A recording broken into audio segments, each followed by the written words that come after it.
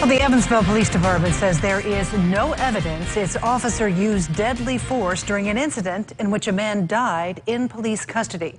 Evansville Police just finished up a news conference talking about this incident. Eyewitness News' Stuart Hammer was in the room. He joins us now from outside the police station. Stuart, what can you tell us? Well, we are just out of the EPD news conference within the last 5 minutes, and the skies over downtown Evansville have just opened up, so I apologize if I look soaking wet, but I'll get right to what we know, what EPD just told us in this news conference. EPD says the use of force meets department policy when 55-year-old Edward Sukas died Friday night in police custody. EPD told us that multiple 911 calls were made for this, a gentleman fitting Sukas' description, looking into car lots behind Eastland Mall near the Lloyd Expressway. When officers arrived, they found the man, and immediately they say, you can see in the body cam as well, he becomes aggressive, resists arrest, tasers were used and were ineffective, and then a foot chase ensued.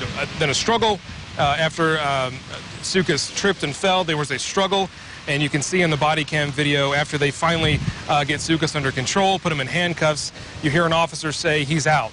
They immediately begin doing emergency trying to bring him back to life, essentially, right there on the side of the street as an ambulance is on the way. But the important thing to note is EPD says there is no indication of criminal or negligent conduct from the officers, and that use of force was less than lethal, and it meets department policy. Now, of course, the investigation continues with the coroner's office into the specific cause of death, so there are still questions to be answered about the specific reason he died, but officers do believe he was under the influence of some sort of substance, whether it's drugs or alcohol, they couldn't say.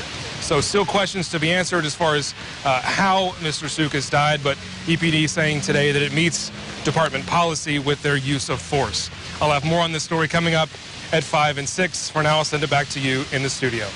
Thank you, Stuart. Of course, just out of that news conference, and hopefully he can dry off here after that rain shower down in downtown Evansville.